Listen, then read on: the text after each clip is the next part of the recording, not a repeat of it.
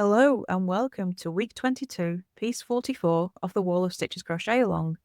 And for this piece, we're going to use the single ribbing stitch. So this is the smallest type of ribbing you can make, and it creates this really dense, thick fabric that is hole free and has a lovely rich texture. So for this piece, you're going to need a foundation chain of 31. So to start the single ribbing stitch, we're going to be working in the third chain from our hook. So I've marked the first chain from our hook because that's going to count, the turning chain counts as our first stitch. And then in the third chain, I'm just going to make a single crochet. And then make a single crochet in each stitch across. So the single ribbing is made up of entirely of single crochet. Oops. There we go. And we get the ribbing texture by only working it around the posts. So we finish up row 1, which is all single crochet, and then I'll show you how we make our ribs. So there's row 1, all single crochet. Now we're going to turn and chain 1. We're going to make a single crochet in the first stitch of the row, and I'm just going to pop a stitch marker in there. And I'm going to make our ribs, and we're making them with front post single crochet. Now there isn't much of a post for the single crochet, so you're essentially going to be working into the loops. Okay, so we go into the loop, which is where we just finished our first single crochet, and we're going to go through to the other loops on the other side. Because that's all the post there is for a single crochet. It's much easier to work this out for, double crochet. But it does look like you go into the loops. So you're going to pull your yarn up, put it up slightly. You're not going to be pulling up a lot, just a little bit to give it a bit of height. Yarn over, pull through both loops. And then front post around the next stitch. And you're always going to be starting into the same place through those loops that you finish your last stitch, and then push through to the other loops. Yarn over, pull up a little bit of a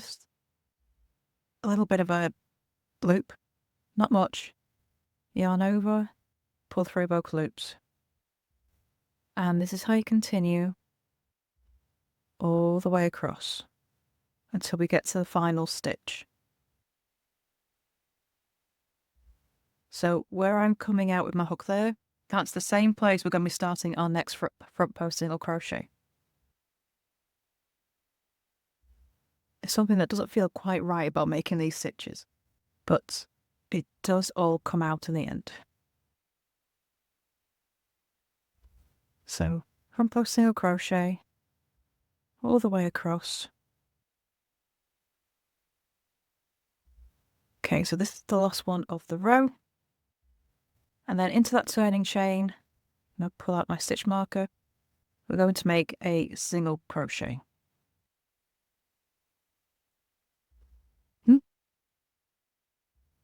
Okay, so the first and last stitch of every row will be a single crochet into the loops. Every other stitch will be a front post single crochet. And then turn.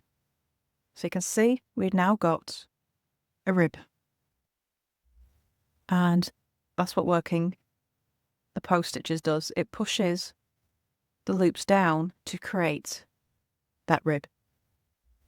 Okay, so in the next row, we turn, chain 1. We're repeating row 2, but I'm just going to show you how it all works up. So we're going to do another row. So make a single crochet in the first stitch of the row. Let's pop my stitch marker in. And then we're going to make the front post single crochet stitches again. So into the same loops you've just finished your single crochet, push your hook through to the other side, yarn over, pull up a little bit of a loop, and pull through both loops. Okay, so what that does is it forces these top loops down and that's what makes this ridge.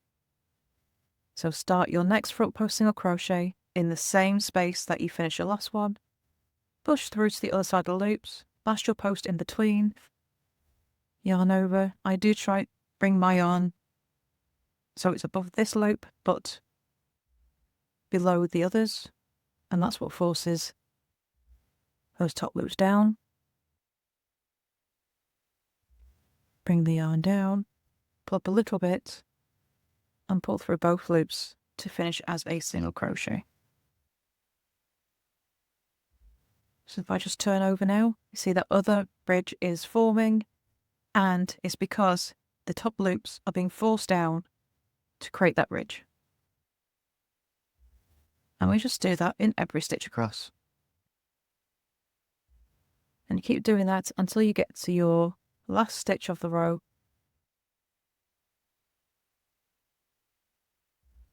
And the last stitch will be a single crochet. So one more front post single crochet. And the last stitch, and you're making that single crochet in the same space that you've finished your last front post single crochet. It really does feel quite odd making these stitches because you're essentially just working into the top loops, because single crochet doesn't really have a post, but that's how it's done, and you're creating these lovely ribs on both sides.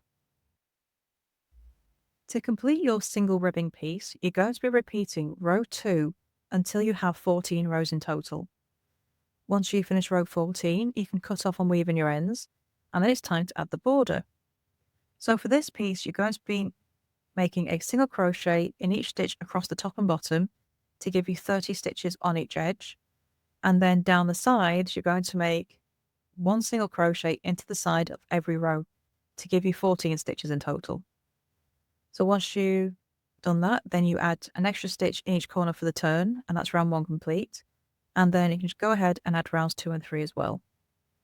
So once you've finished round 3, you can cut off and weave in your ends, and then you're going to join this piece to our previous piece, the faux mistake rib.